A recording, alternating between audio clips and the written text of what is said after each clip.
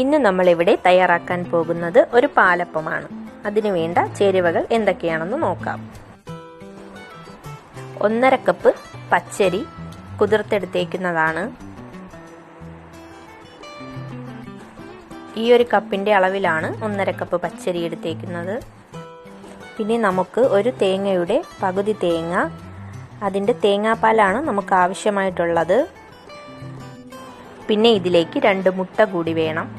പിന്നെ ആവശ്യത്തിന് ഉപ്പും. നമുക്കൊരു മിക്സിയുടെ ജാർ എടുക്കാം. അതിലേക്ക് എടുത്തു വെച്ചേക്കുന്ന തേങ്ങ ഇട്ട് കൊടുക്കാം. അതിലേക്ക് വെള്ളം ഒഴിച്ചു കൊടുക്കണം. നേരത്തെ നമ്മൾ അരി അളന്ന അതേ ഗ്ലാസ്സിൽ തന്നെ 3 ഗ്ലാസ് വെള്ളം ഇതിലേക്ക് ഒഴിച്ചു കൊടുക്കാം. നന്നായി ഒന്ന് അരച്ചെടുക്കാം. എന്നിട്ട് തേങ്ങാപ്പാൽ അരിച്ചെടുക്കാം. ഇനി നമുക്ക് അരി അരച്ചെടുക്കണം. അതിനുവേണ്ടി ഒരു മിക്സിയുടെ ജാറിലേക്ക് നേരത്തെ എടുത്തു വെച്ചേക്കുന്ന പച്ചരി ഇട്ട് കൊടുക്കാം. തേങ്ങാപ്പാലിൽ വേണം നമ്മളിത് അരച്ചെടുക്കാൻ. ആവശ്യത്തിന് അരി അരയാൻ ആവശ്യത്തിനുള്ള പാലൊഴിച്ച് അരച്ചെടുക്കാം. അരഞ്ഞു കഴിയുമ്പോഴത്തേക്കും നമുക്ക് ഇതിലേക്ക് മുട്ട കൂടിയിട്ട് ഒന്ന് അടിച്ചെടുക്കാം.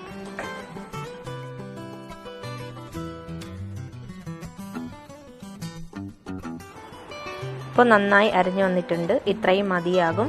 ഇത് നമ്മൾ അരിച്ചു വേണം ഒരു പാത്രത്തിലേക്ക് ഒഴിച്ചു കൊടുക്കാൻ.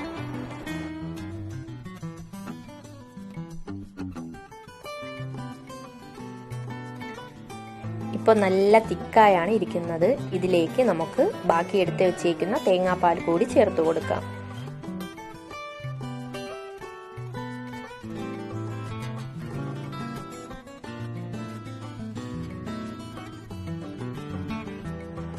ഇതുപോലെ നല്ല ലൂസായാണ് ഇരിക്കേണ്ടത്.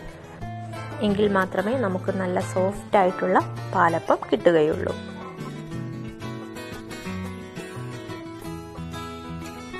ഇത് നമുക്ക് 10 മിനിറ്റ് റെസ്റ്റ് ചെയ്യാൻ മാറ്റിവെക്കാം. ഇപ്പോൾ 10 മിനിറ്റ് ആയിട്ടുണ്ട്.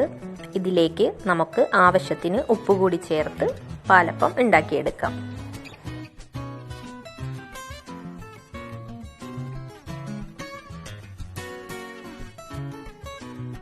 നമുക്കൊരു പാൻ അടുപ്പിലേക്ക് വെച്ച് കൊടുക്കാം.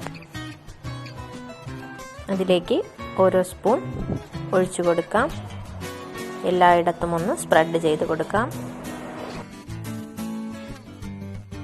ഇത് തിരിച്ചിട്ട് കുക്ക് ചെയ്യേണ്ട ആവശ്യമൊന്നുമില്ല. നന്നായി കുക്കായി വരുമ്പോഴത്തേക്കും ഈ സൈഡൊക്കെ ഒന്ന് വിട്ട് കിട്ടും. അപ്പോഴത്തേക്കും നമുക്കിത് മടക്കിയെടുക്കണം.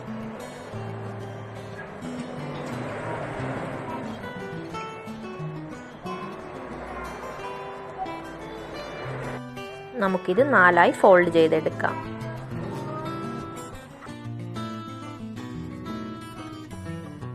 ബാക്കിയുള്ള പാലപ്പവും നമുക്ക് ഇതുപോലെ ചുട്ടെടുക്കാം.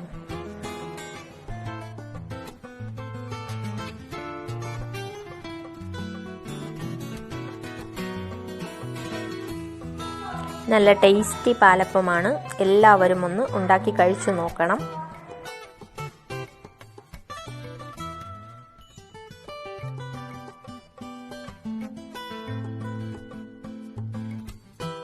നിങ്ങൾക്കിത് കണ്ടാൽ തന്നെ മനസ്സിലാകും ഇത് എത്രത്തോളം സോഫ്റ്റ് പാലപ്പമാണെന്ന്.